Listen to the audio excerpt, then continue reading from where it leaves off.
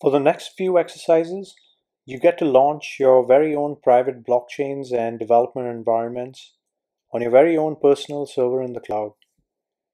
And you get your own personal domain, so you can easily share with your friends, colleagues, get them to interact with your blockchain. This is a safe environment to play around. You don't need to buy any actual Ether or tokens to participate. So let's get started. Let's first set up your own private Ethereum blockchain development environment. In this setup, you'll have access to the following: a private Ethereum based node, a wallet application you can connect to your private node, a blockchain explorer so you can explore the blocks in your chain, and your very own smart contract development environment running on your domain, which you can connect to, again, to your private blockchain node. So let's go to manage my chains and click on Ethereum. And let's select a domain name that you like, and let's see if it's available. I'm just going to go with Ether for now and click on check domain. Now, if the domain is available, you'll be allocated that domain name, and all of the four development items that we discussed above will be available on your private server, and you can browse to it from anywhere using a browser. Now let's launch the blockchain at this point. Note that this could take up to 30 seconds, so you might need to be a little patient. And so once this is done, you should expect to have a wallet interface, your private blockchain, a blockchain explorer, and then a smart contract development environment. And there you go. So you have all of these now hooked up to your domain that you selected.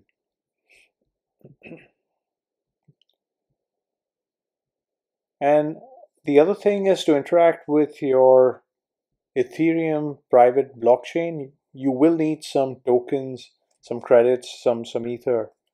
And you get some pre-populated Ether in your account, but you need to access it via your private keys. So if you remember our discussion about private keys and wallets and public keys, you need to have these keys. So let's get the private keys. I'm going to click on get wallet keys.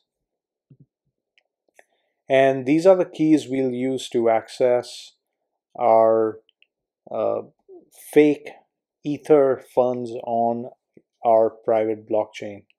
So here you see the private keys which we'll be using. So first of all, let's make sure that your blockchain and your domain name is alive. So let's click on the blockchain explorer so we can kind of kill two birds with one stone. And okay, looks like the domain is alive, my blockchain is alive. I'm going to click on accounts and get accounts. And okay, so I have a few accounts and I have some balance in these accounts. So that's good. Next, let's take a look at the let's take a look at the wallet interface next,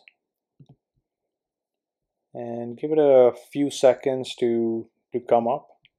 Now note, when we work with wallets, there is some setup required because the wallet needs to know about your node. It needs to be able to connect to your node, and then you need to provide your private keys so you can access the funds in the wallet. So okay, so looks like this is up and running. So let's first connect to our node. And so I'm going to add a custom node. We don't want to connect to the actual Ethereum blockchain. We don't have any actual funds available in our node that can be used on the Ethereum blockchain, but we can use it on our personal blockchain. So I'm going to say this is, I'm just going to give it some name.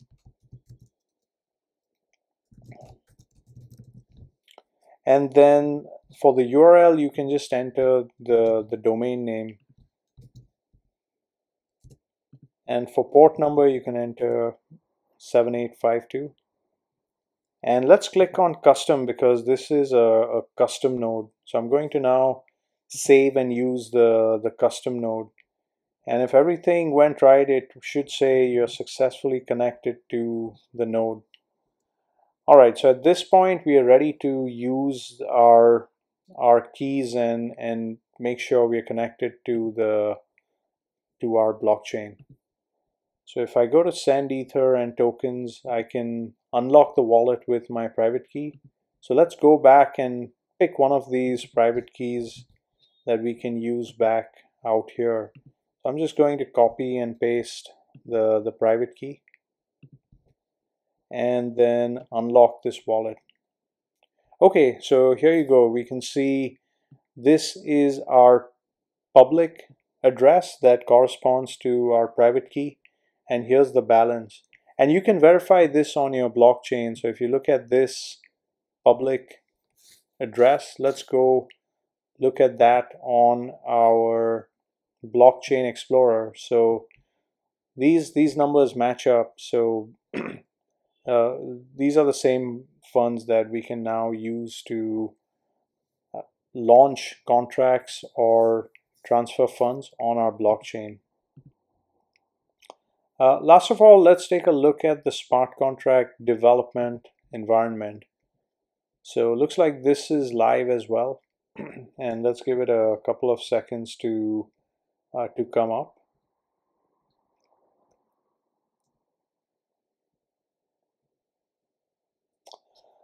All right, so once this comes up, we should be able to launch smart contracts on this very development environment. It seems to be taking a few more seconds. Let's just give it some time. All right, so looks like it's loaded now. So the first thing you're going to do is select a compiler, and let's just select version 4.25, and that's in the compile window. Now at this point we have our compiler, our smart contract compiler running, but we aren't connected to our private node. So let's do that next. Let's connect to our private node. And so out here I'm going to enter our domain name, and let's just copy it from here. So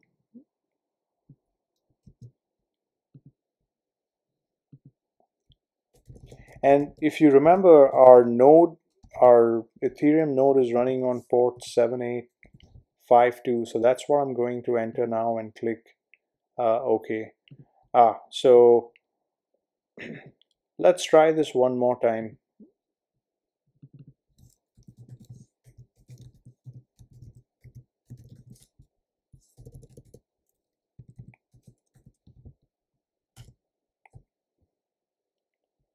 Okay, looks like we are now connected to our node, and you can see our accounts are listed out here with some ether. So now we can use these funds to execute any smart contract that we like on our private node.